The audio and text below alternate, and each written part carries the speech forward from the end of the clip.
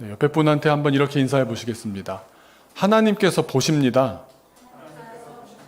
하나님께서 보십니다. 네. 갑자기 좋을 생각이 확 달아나지 않습니까? 새 예배당으로 와서 저 개인적으로는 오늘이 첫 설교여서 준비하는 가운데 여러 생각이 들었습니다. 앞으로 어떤 공동체가 되고 어떤 꿈을 꾸며 어떤 일들을 감당할까 설레기도 하고 두렵기도 했습니다. 그런 와중에 매주 저는 수요일이 되면 우리 어린이들에게 주일 설교 말씀을 영상으로 만들고 있는데 MC 두둥의 성경 영상 아시는지 모르겠습니다. 준비하다가 이번 주 어린이를 위한 본문에 제 마음이 이렇게 꽂혀버렸습니다. 그러면서 이 본문을 지금 우리에게 주시는구나 생각이 들었습니다.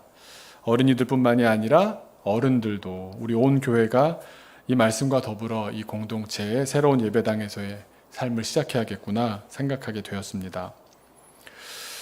우리가 보통 연초에 성경을 읽어봐야겠다 한 번씩은 다 생각하지 않습니까? 그러면 창세기는 시작하죠.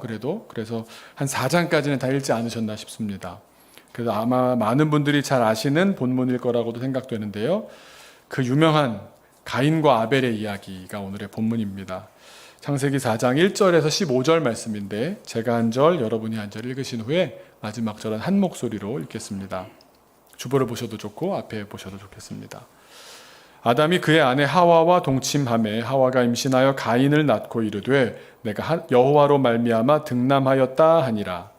그것도 가인하고 아벨을 낳았는데 아벨은 양심을 자였고 가인은 농사를 자였더라. 세월이 지난 후에 가인은 땅의 소산으로 제물을 삼아 여호와께 드렸고 아벨은 자기도 양의 첫 새끼와 그 기름으로 드렸더니 여호와께서 아벨과 그의 제물은 받으셨으나 가인과 그의 제물은 받지 아니하신지라. 가인이 몹시 분하여 안색이 변하니 여호와께서 가인에게 이르시되 내가 분하여함은 어찌 됨이며 안색이 변함은 어찌 됨이냐. 내가 선을 행하면 어찌 낯을 들지 못하겠느냐.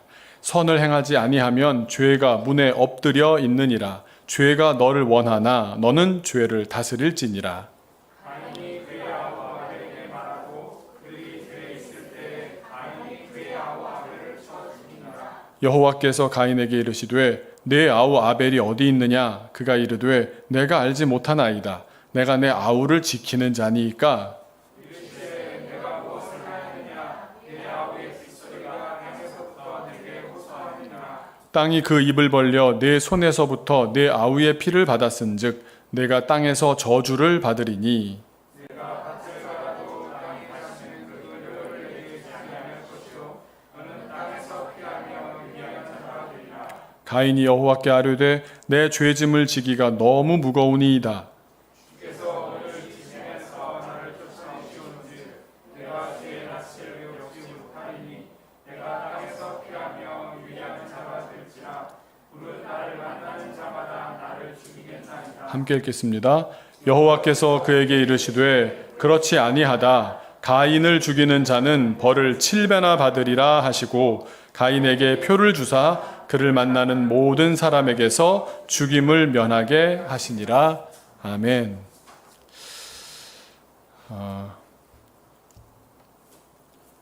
사실 저는 교회에서 자라나면서 성경의 지식이 차츰차츰 쌓여갔던 것이 사실입니다.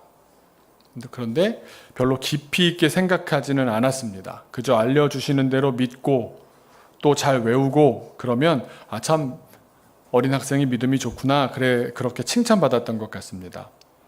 그리고 이 이야기에 대한 별로 안 좋은 기억이 드는 이유는 이 가인과 아벨의 본문은 어른들께서 자녀들에게 예배 똑바로 안 드리면 쫓겨난다 라는 어른들의 의사를 잘 반영해주는 본문으로 즐겨 사용되곤 했기 때문입니다.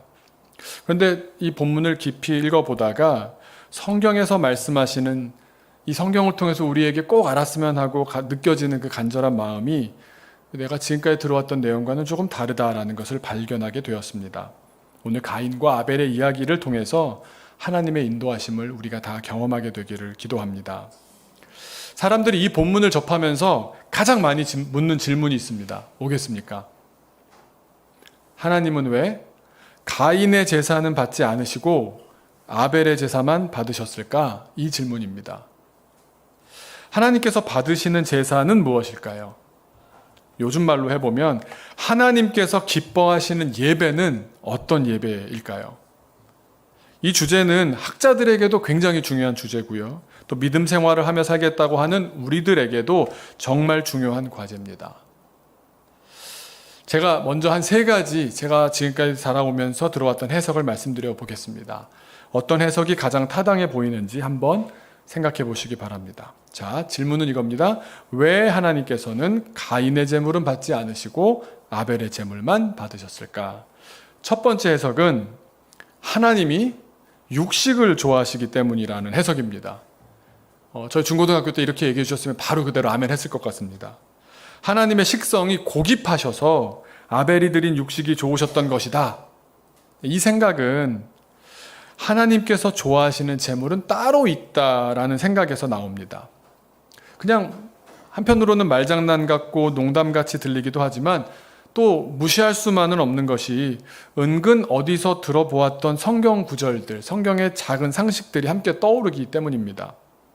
제사 규정이 나오는 레위기를 보시면 제물로 가장 많이 등장하는 게 뭡니까? 소, 양, 염소, 비둘기, 고기들입니다. 하나님께 고기를 드렸기 때문에 아벨의 제사를 받아주셨다? 맞는 것 같습니까? 두 번째 해석입니다. 첫 번째 해석과는 제물이 이래야 된다라는 제물의 조건이라는 면에서는 비슷하지만 관점이 조금 다릅니다.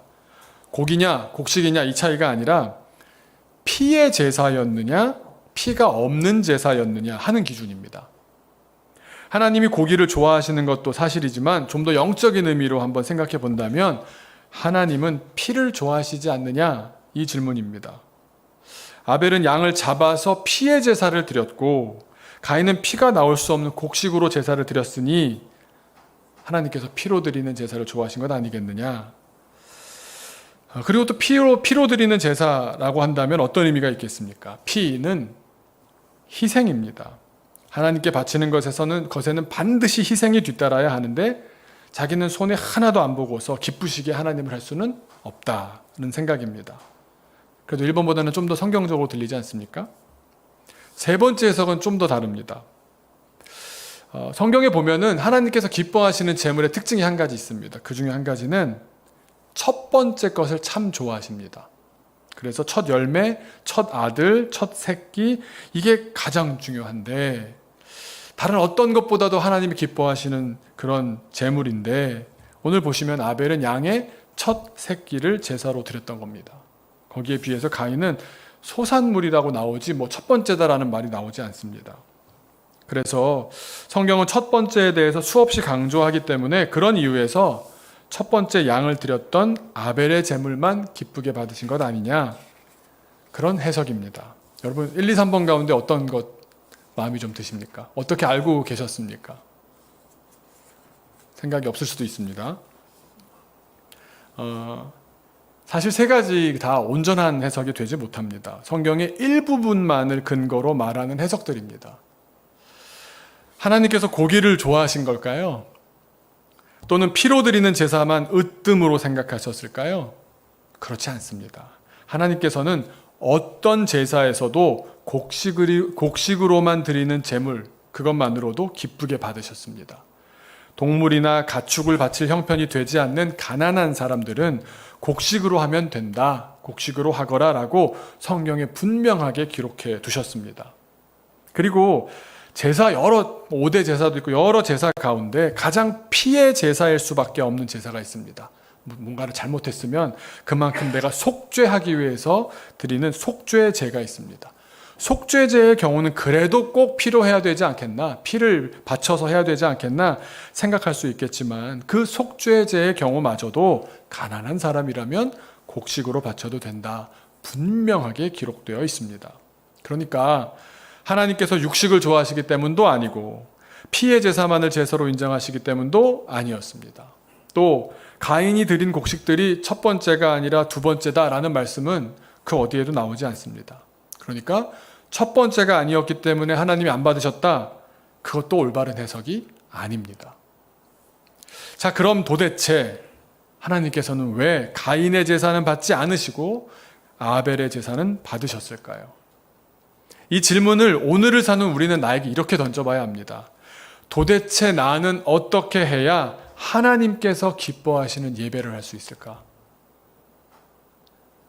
내가 하나님을 기쁘시게 하는 예배자가 될 수 있는 방법이 무엇일까? 오늘 이 본문을 통해서 알아보고자 합니다. 사실 엄밀하게 말한다면 창세기 4장은 우리에게 어떤 제물을 드려야 한다라고 알려주시는 말씀이 아닙니다. 하나님께서 주목하시는 것이 제물이 아니라는 말입니다. 얼마짜리 제물인지, 얼마나 귀한 것을 가져왔는지, 얼마나 자기 희생을 많이 하면서 바쳤는지 제물의 크기를 보지 않으십니다. 우리가 하나님 기뻐하시는 예배를 하기 위해서는 제물을 잘 준비했냐, 이 사실은 본질이 아니라는 사실입니다. 제물은 우리의 마음을 보여줄 수 있을 뿐인 겁니다. 우리가 이 대답을 하기 위해서 다시 한번 가인과 아벨의 이야기를 집중해 보고자 합니다. 하나님께서 가인과 아벨의 이야기를 통해서 우리에게 말씀하고자 하는 내용은 하나님께서 우리를 보실 때 과연 무엇을 보시는가? 나는 너희를 볼 때 이걸 본단다 알려주시기 위해서 주셨던 말씀입니다. 아벨에게서는 그것을 찾아내서 찾아보셨습니다만 가인에게서는 그것이 없었습니다. 예배하는 자가 그것이 있으면 하나님이 받으시고 그것이 없으면 안 받으신다는 말입니다. 그건 제물이 아니라는 말씀이고 그 확실한 대답이 먼저 신약 성경에 등장하는데 결론적으로 딱 정리돼서 먼저 나옵니다. 히브리서 11장 4절을 한번 같이 읽어보겠습니다. 같이 한번 읽어볼까요? 앞에 보시고요. 시작. 믿음으로 아벨은 가인보다 더 나은 제사를 하나님께 드림으로 의로운 자라 하시는 증거를 얻었으니 하나님이 그 예물에 대하여 증언하심이라. 그가 죽었으나 그 믿음으로써 지금도 말하느니라. 아벨이 가인보다 나았던 점 딱 한 가지가 있는데 그것은 믿음이라는 겁니다. 믿음이다라는 겁니다. 아벨은 믿음이 있었고 가인은 믿음이 부족했던 게 사실입니다. 사실 믿음이 있다 없다라는 것을 성경의 예배가 진행되던 시점, 제물을 바치던 시점까지는 알 수가 없습니다. 그런데 어쨌건 가인이 나쁜 쪽으로 우리가 판단을 해야 되다 보니까 가인의 한 행동에서 뭔가 나쁠 거다라고 피가 아니야, 무슨 육고기가 아니었어, 이렇게 우리가 추론해 가는 것이지 예배를 드린 진정한 그 시점까지는 누가 부족했는지 알 수가 없습니다. 성경은 그것을 알려주시지 않습니다. 별 차이가 없습니다. 열심히 예배한 것으로만 보는 게 맞습니다. 그런데 하나님께서는 두 사람이 하는 예배에 대해서 다른 응답으로 말씀하셨습니다. 문제는 우리가 추론할 수 있는 건 이겁니다. 주님께서 받으시고 안 받으시고 그렇게 응답하신 뒤에 그것을 받아들이는 그 사람의 태도로부터 추론해 볼 수가 있습니다. 가인이 안 받으시니까, 가인이 드렸던 제물을 안 받으시니까, 그 예배를 안 받으시니까 태도가 싹 바뀝니다. 싹 바뀝니다. 얼굴빛이 싹 바뀌어버렸습니다. 한번 이렇게 적용해 보겠습니다. 우리가 예배하러 와서 준비한 헌금도 잘 준비해서 정확하게 헌금도 하고 시간도 잘 맞춰오느라 아침 일찍부터 내 잠도 내 시간도 희생하면서 예배를 참석했는데 하나님께서 그 예배는 예배가 아니다 라고 하신다면 어떤 기분이 드시겠습니까? 혹은 내가 예배를 최선을 다해서 참여했는데 하나님, 내가 옷도 빨아놨고요. 미리 모든 면에서 준비를 다해서 정말 정성껏 예배했는데 다 참여하고 은혜까지 받았는데 집에 오는 길에 자동차 사고가 난 겁니다. 어떤 생각이 드시겠습니까? 일반적인 신앙인이라면 아마 내가 아직 부족하구나. 나는 여전히 실수할 수 있는 연약한 존재인데 내가 너무 교만했구나. 이렇게 생각하는 게 정상적이지 않습니까? 그런데 가인은 어떻게 반응했느냐? 내 예배가 주님이 안 받으신다는 얘기를 응답을 듣고 나자 몹시 분하다라고 합니다. 몹시 분해했습니다. 그리고는 얼굴빛이 안색이 싹 바뀌었습니다. 이게 단순한 문제가 아니었습니다. 그것은 속 사람이 썩어가는 과정이 보였기 때문입니다. 그래서 하나님께서는 6절에 보시면 다가가 묻기까지 하십니다. 여러분, 이게 굉장히 중요한 겁니다. 굉장히 중요한 겁니다. 우리가 이 가인과 아벨 이야기를 읽으실 때 6절이 아무것도 아닌 것 같은데 굉장히 중요합니다. 왜냐하면 하나님께서는 가인의 예배에 만족하지 않으셨음은 분명합니다. 그런데 가인에게 문제가 생기자 다가가서 말을 거셨습니다. 여러분, 우리가 때로 예배에 실수합니다. 실패합니다. 우리 신앙생활이 완벽할 수가 없습니다. 앉아 있다고는 하지만 마음은 딴 데가 있고 머릿속에 두 가지, 세 가지 생각 같이 돌아가는 수도 있습니다. 그런데 그렇다고 하나님이 우리를 버리지 않는다는 사실입니다. 관계가 끊어진 겁니까? 아닙니다. 여전히 가인을 붙잡고 계십니다. 예배가 실패했어도 하나님과의 관계가 끊어진 것은 아닙니다. 더구나 하나님께서는 오히려 가인의 상태를 걱정하십니다. 너 얼굴빛이 왜 그러냐? 왜 분해하냐? 너 지금 마음에 문제가 생긴 거야. 자칫 지금 너 잘못 생각하고 잘못 판단하다가는 죄에 넘어갈 것 같아. 그렇게 말씀해 주십니다. 그래서 뭐라고 표현합니까? 죄가 너를 원하나. 지금 죄가 너를 집어삼키려고 한다는 겁니다. 너 까딱 잘못하면 지금 죄를 생각만 하고 있던 거를 저지르겠어? 그 말씀인 겁니다. 그런데 주님의 권면은 뭡니까? 너는 죄를 다스릴지니라. 아마 오고 지금까지도 주님은 그 마음으로 우리한테 말씀하실 겁니다. 너는 죄를 다스릴지니라. 너는 죄를 다스릴지니라. 죄가 마음을 가득 채우고 있는 가인의 속사람을 보신 겁니다. 그래서 죄를 저지르지 말아라. 큰일 난다. 조심해야 돼. 권면하신 겁니다. 이게 무슨 형국입니까?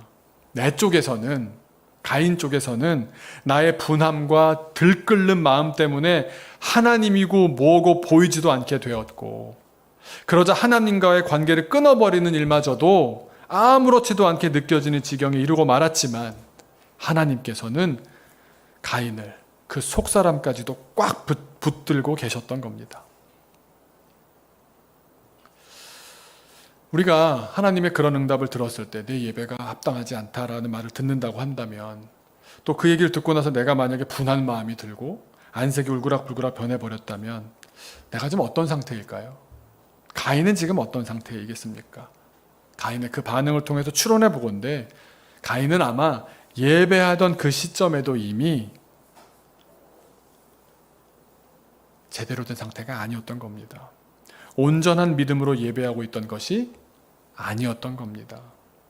그래서 자기가 애썼다고 생각하며 예배했는데 인정받지 못했다? 못 받아들이는 겁니다. 속이 부글부글 끓어오르는 겁니다. 안색까지 변한 겁니다. 그 내면적인 이유가 뭐겠습니까? 나는 인정받지 못할 이유가 없는 겁니다. 내가 왜? 내가 이렇게까지 했는데? 나 이 정도면 누구보다도 잘했는데 무슨 소리야? 나에 대한 나의 판단을 감히 누가 이러쿵저러쿵 말하는 거 못 견디는 겁니다. 나에 대한, 하나님은 당연하고 다른 누구의 판단도 받아들일 수가 없었던 겁니다. 이걸 어떻게 표현할 수 있겠습니까? 그 순간 가인의 주인은 하나님이 아니라 가인이었습니다. 나의 주인이 내가 되어버렸습니다. 만일 하나님이 그 순간 나의 주인이었다면 하나님께서 아니라 하시는 말씀에 왜죠 하나님? 제가 자기를 한번 돌아보게 되는 게 정상 아니겠습니까? 하지만 내가 주인이 되면 내가 다 알고 있고 내가 재물 다 잘 바쳤기 때문에 그 누가 아니라고 해도 받아들일 수가 없는 겁니다. 게다가 가장 무서운 병, 비교가 뒤따라옵니다. 아벨은 인정받았지 않습니까? 죽도록 미웠고 결국 미움이라는 죄가 자라나서 동생을 죽이고 말았습니다. 하나님께서는 죄를 조심해야 된다고 친히 다정하게 말씀해 주셨지만 내 인생의 주인인 자기의 귀에는 들릴 리가 없었습니다. 사랑하는 중심 공동체 여러분, 하나님은 우리가 진짜인지 아닌지 아십니다. 우리가 믿는다면서 교회 많이 다녀봤다면서 하나님의 일을 하겠다면서 믿음의 자녀로 살겠다면서 입으로만 하는 건지 진짜인 건지 아십니다. 진짜인지 아닌지는 평소 잘 모릅니다. 결정적인 순간 그 사람의 선택이 어떤지를 보면 알 수 있습니다. 선교하지만 과연 끝끝내 선교를 선택하던가요? 교회 말하지만 결국 자기 일속 챙기는 지도자들이, 목사님들이 얼마나 많던가요? 가인과 아벨은 제사를 했던 그 시점까지 아무런 차이가 드러나지 않았습니다. 성경은 그걸 보여주고 싶으신 겁니다. 우리가 사람을 판단할 때도 겉보기로는 그 사람이 말하는 걸 들어보고 봐서는 그들이 보여주는 행동으로는 사람은 전혀 알 수가 없다. 이걸 오히려 말씀해 주시는 겁니다. 동시에 오직 하나님 한 분만이 너희를 보고 계시고 아신다는 사실을 오늘의 본문을 통해서 알려주시는 겁니다.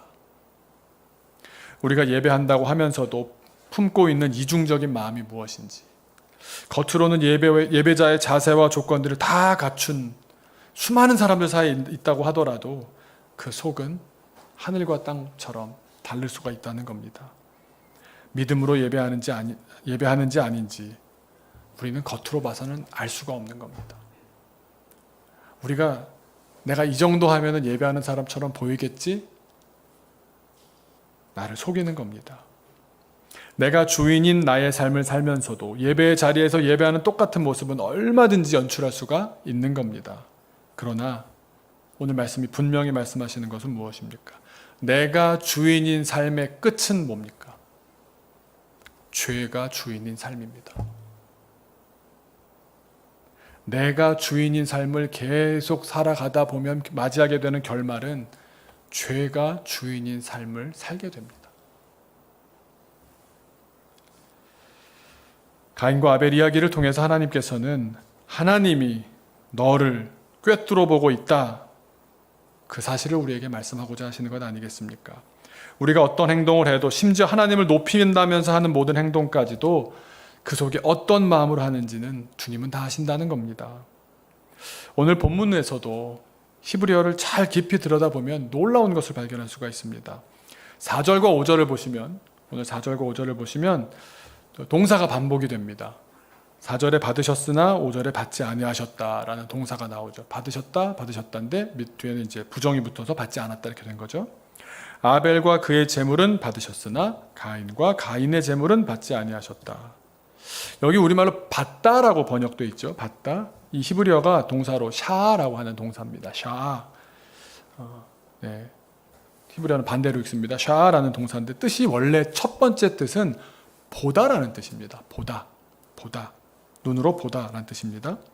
근데 우리말로 번역하다 보니까 재물을 보다라는 것보단 재물을 받다라고 부드럽게 연결해서 번역하는 것이 좋으니까 그렇게 받다라고 번역을 한 겁니다. 그런데 보다 원어적인 뜻을 살려 읽으면 어떻게 됐냐 하면 하나님께서 예배를 받으시는 일은 하나님께서 무언가를 보시는 일입니다.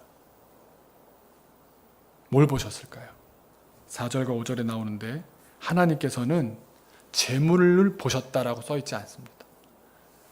아벨과 아벨의 재물을 같이 보셨습니다.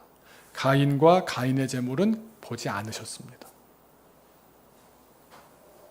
하나님께서 우리 안에 있는 준비된 마음을 보시는 겁니다. 그게 우리의 예배를 받으신 겁니다.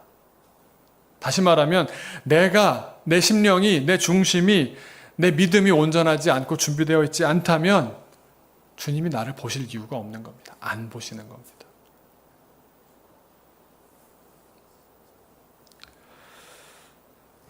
하나님은 단순히 재물만 보시는 것이 아닙니다. 예배의 본질은 재물이 아닙니다.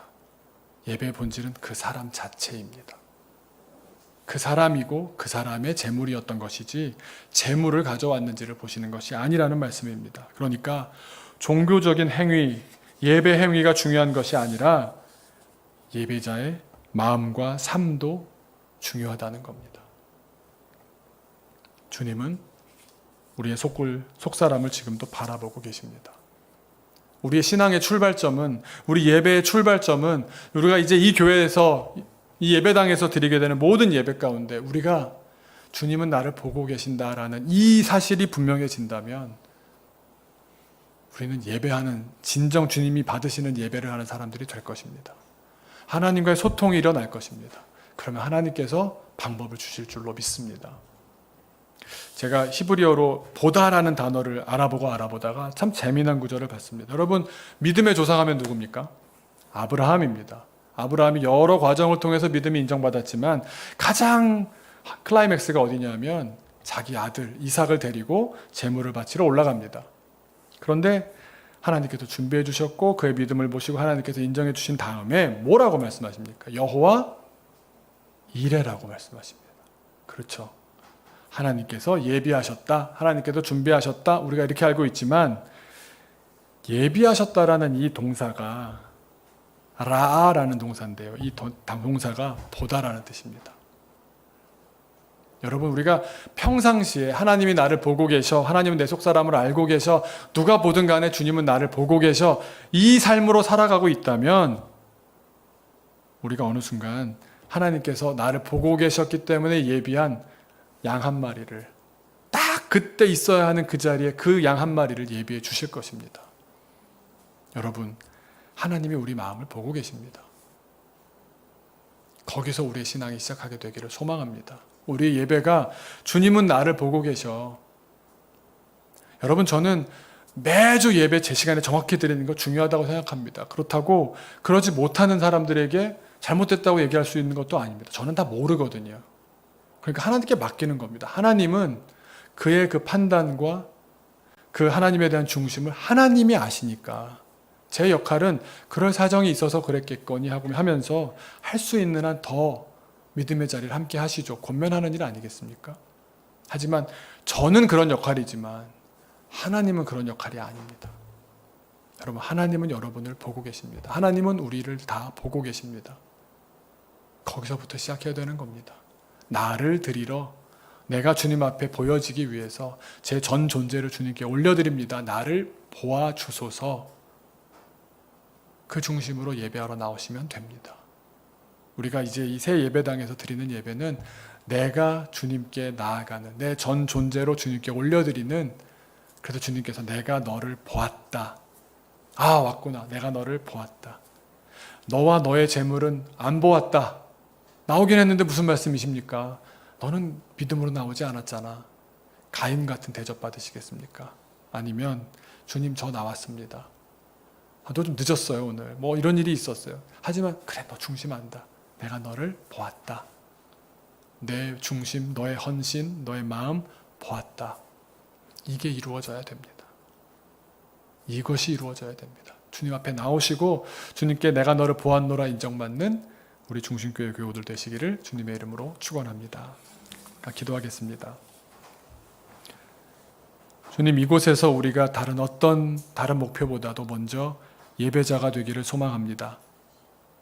우리가 예배자가 되기 위하여 예배의 어떤 형식과 절차와 시간과 객관적인 기준들을 가지고 하는 것이 아니라 주님, 있는 모습 그대로 내 존재를 드리는, 그리고 다른 생각하지 않고 오직 주님만 생각하며 다른 거 섞이지 않은 모습으로 주님께 나오기 위해서 더 주님께 집중하는 가운데 주님께서 내가 너를 보았다 인정하시는 그 지점까지 이르게 되기를 소망합니다.